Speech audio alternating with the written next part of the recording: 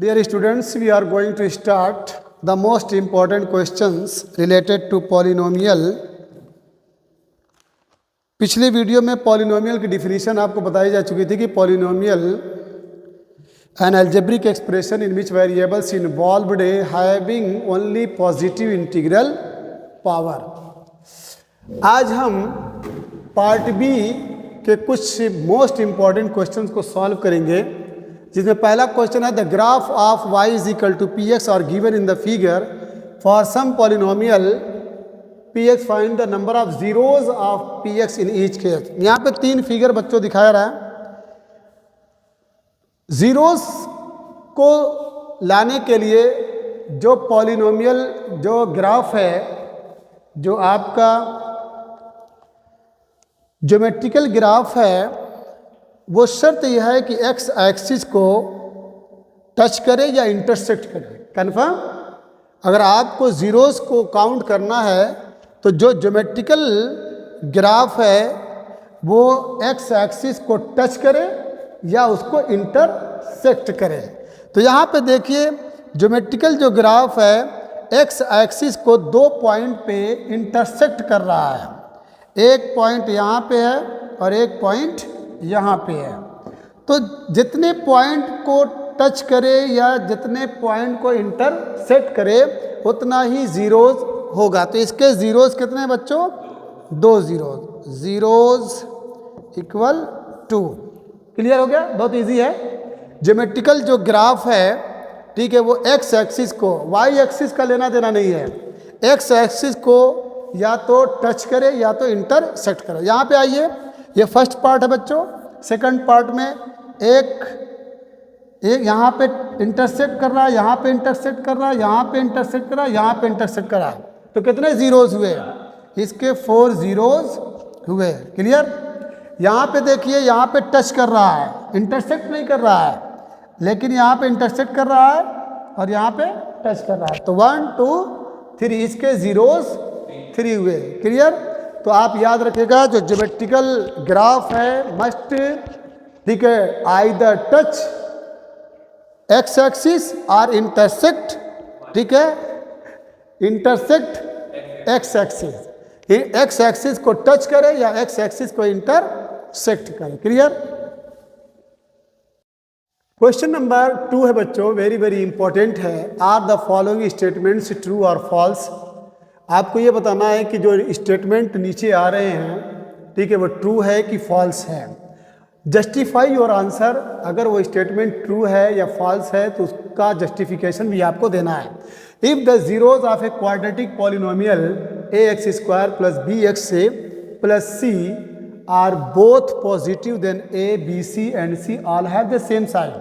अगर quadratic polynomial यहाँ पे A x square plus B x plus C के बोथ जीरोज दिया है, तो मान लो एक जीरोज अल्फा है और एक जीरोज क्या है? बीटा है। Let one zero be alpha, zeros be alpha and the second zeros be beta. तो यहाँ पे दिया है कि बोथ पॉजिटिव, तो आपको मालूम है अल्फा प्लस बीटा, इसको कहते हैं सम ऑफ जीरोज। क्या बोलते हैं? सम ऑफ जीरो, जिसको हिंदी में मूलों का योग बोलते हैं। Sum of zeros, sum of zero. Alpha plus beta equal to क्या होता है?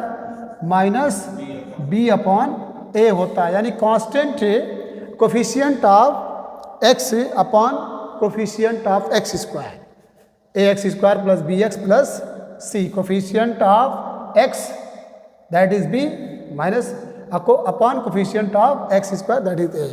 तो alpha plus beta equal to minus B by A. और बच्चों अल्फा इंटू बीटा, जिसको प्रोडक्ट ऑफ जीरोस कहते हैं, product of zeros is equal to C by A होता है। यहाँ पे देखिए alpha into beta is equal to C by A, ठीक है। सी और ए या तो दोनों पॉजिटिव हैं या तो दोनों निगेटिव, तब ना सी बाई ए आएगा। दोनों या तो पॉजिटिव हैं या तो दोनों निगेटिव। यहाँ पे alpha plus beta equal to minus b है, यानी निगेटिव आ रहा है। कंफर्म?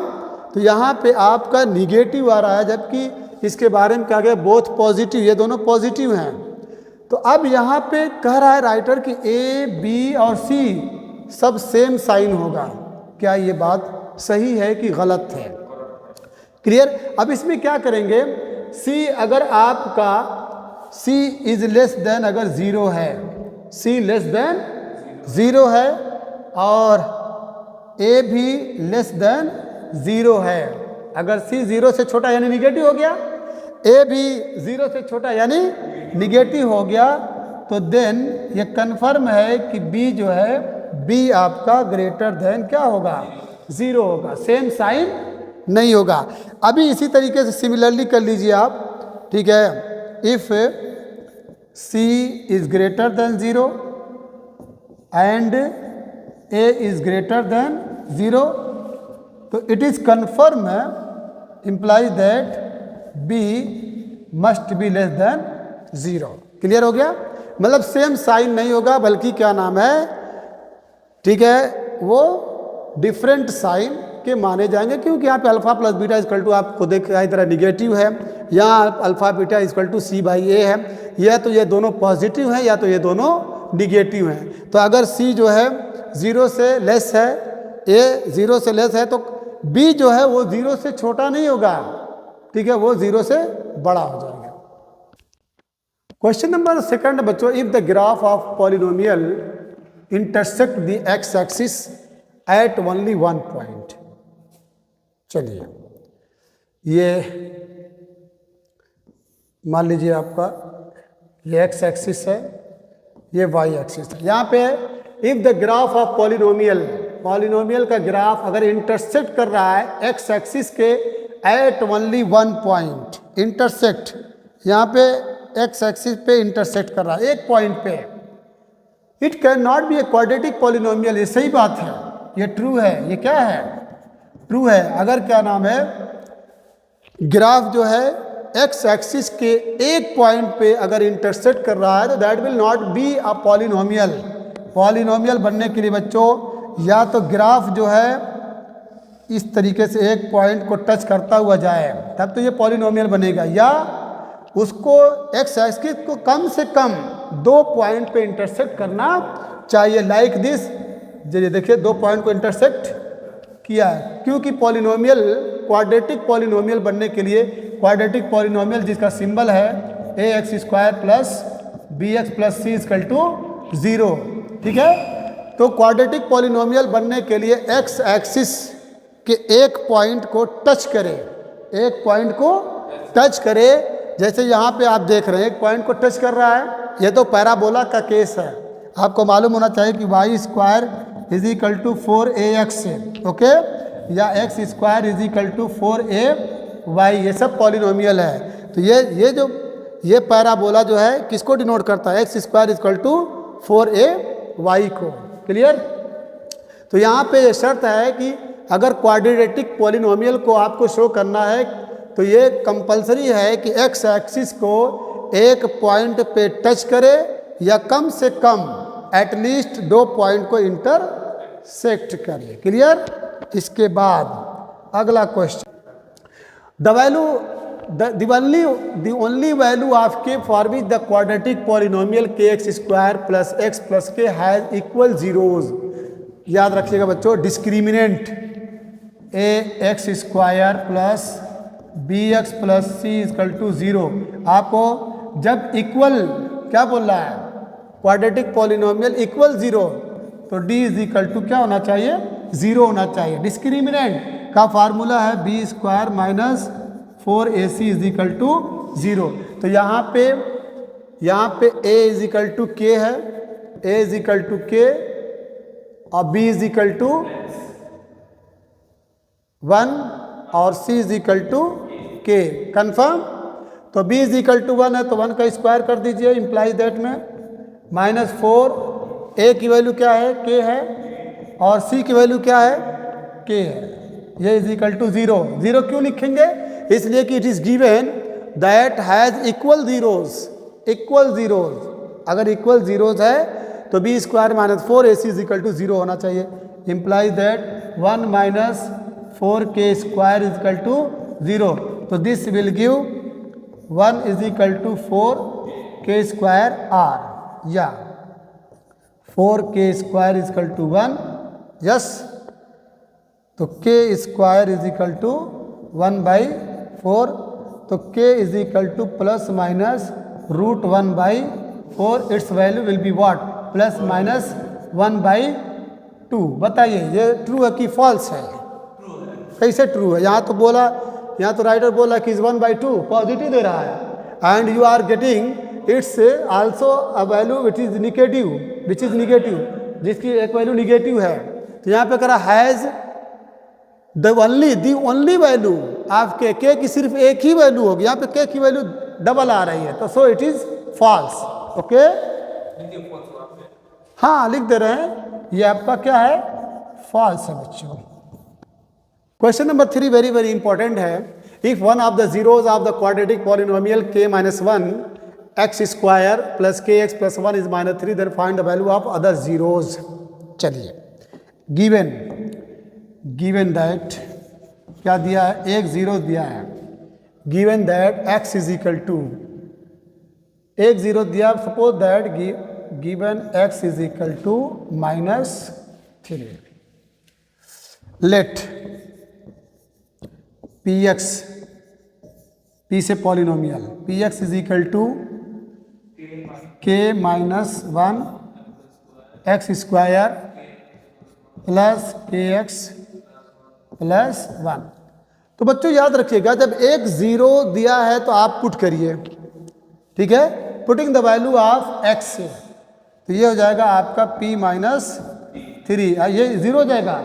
अगर ये इसका एक जीरो है तो p-3 will be zero, that is 0 is equal to k-1 -3 raise to the power 2 plus k-3 plus 1 confirm. तो 0 is equal to k-1 3 3 the 9 -3k plus 1 okay. तो 0 is equal to 9k -9 -3k plus 1। 9k -3k what implies that? बोलिए 6k -8 is equal to 0 yes. implies that 6k is equal to 8 this will give k is equal to 8/6 divide कर दीजिए 2 4 the 8 2 3 the 6 k की value कितनी मिली? 4/3। अब now k की value उसमें put करिए, ये आपका जो क्वेश्चन है ना, k की वैल्यू पुट कर दीजिए। पुट करें, putting the value of k, तो k की वैल्यू कितनी है इसी में पुट करना है, k-1 into x square plus kx plus 1। तो यहाँ पे 4/3 -1 into x square plus 4/3 x plus 1 clear, ये इज इक्वल टू 0। इसको इसमें मल्टीप्लाई करिए 3 1 जा 3 तो 4 -3/3 into x square plus 4/3 into x plus 1। 4 - 3 equal to बोलिए 1 यानी एक्स स्क्वायर बाई 3 कन्फर्म और plus 4/3 into x plus 1 equal to 0। You may write it what x square plus 4x/3 plus 1 equal to 0। The next इसको इसमें into करिए तो this will give x square plus 4x plus 3/3 कर दे क्या direct कर दे 0। कहाँ का 3 लो ऐसे कर दो सीधा सा ठीक। अब बहुत करेंगे यहाँ 1/3 पहले से रोक लीजिए इसको x square plus 4x plus 3।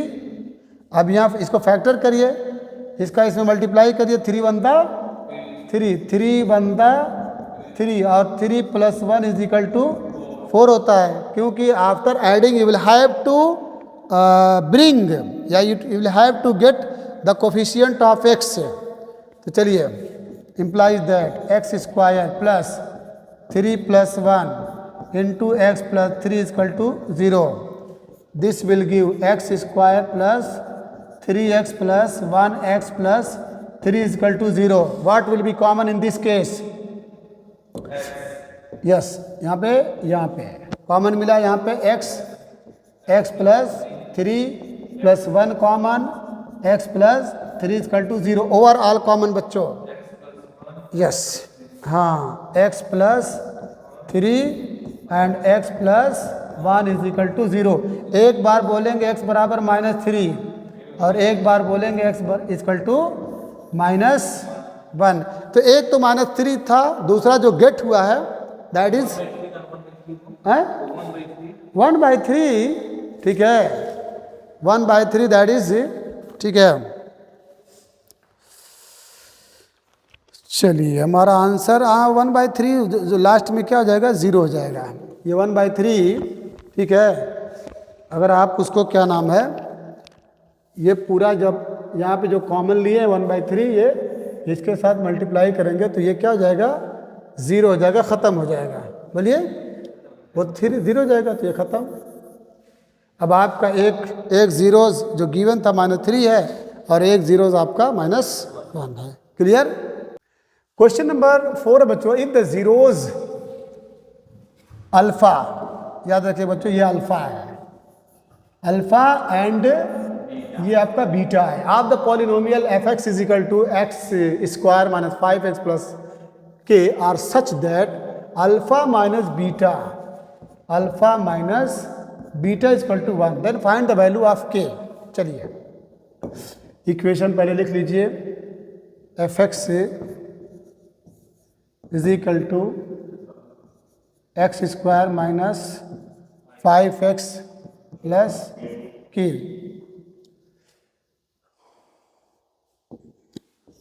Alpha minus beta given है कितना, = 1। अब यहाँ से पहले आप अल्फा प्लस बीटा निकालिए। Alpha plus beta some of zeros = -b/a -b/a 1 है, ये क्या हो गया आपका 5 हो गया। लेके आइए, अल्फा प्लस बीटा क्या मिला, 5 मिला। अब ये दो इक्वेशन को सॉल्व करिए। चलिए, एक नंबर ये है, एक नंबर ये है, यहाँ पे निगेटिव और ये पॉजिटिव। ओके, तो 2α = 4, ओनली 4, तो दिस विल गिव α = 2 मिला। Putting the value of alpha, ठीक है, इन 1। चलिए, पुटिंग अल्फा इन 1 में पुट करिए, तो अल्फा माइनस बीटा = -1 है, तो ये 2 - बीटा = -1। ओके, बोलिए। चलिए, माइनस बीटा = -1 - 2। ओके, तो बीटा = व्हाट, -3, तो बीटा = 3 हो गया। अब क्वेश्चन ये है कि k की वैल्यू क्या होगी। चलिए, k की वैल्यू लाइए, तो अल्फा इंटू बीटा, फार्मूला याद है, अल्फा इंटू बीटा = c/a होता है। हम क्यों अल्फा इंटू बीटा यूज़ कर रहे हैं, क्योंकि अल्फा प्लस बीटा में आपका, ठीक है, कांस्टेंट टर्म नहीं आता है, अल्फा इंटू बीटा में कांस्टेंट टर्म आता है। तो ये c की वैल्यू क्या है, k है, और a की वैल्यू 1 है।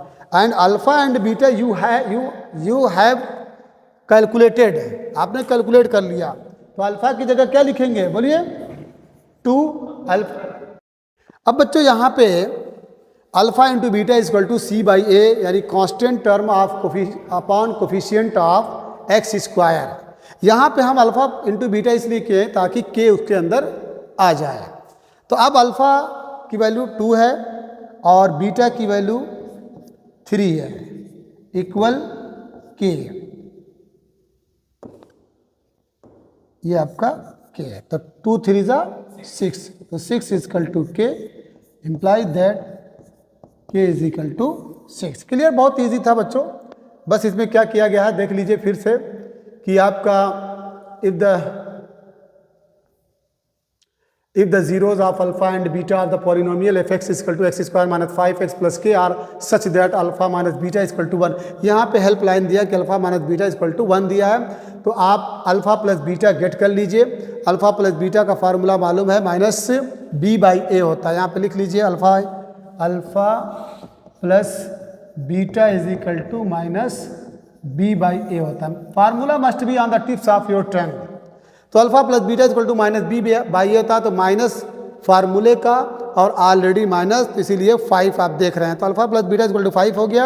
ये निगेटिव ये पॉजिटिव कैंसिल कर दीजिए। 2 alpha is equal to 5 minus 1 is equal to 4, alpha is equal to 2 हो गया। तो putting the value of alpha in any either 1 और 2, तो हमने 1 में पुट करिए, alpha minus beta equal to minus 1 है, तो अल्फा की value 2, 2 minus beta equal to minus 1, तो माइनस बीटा इक्वल टू 2 जब उधर जाएगा तो माइनस हो जाएगा, तो माइनस 3 हो जाएगा।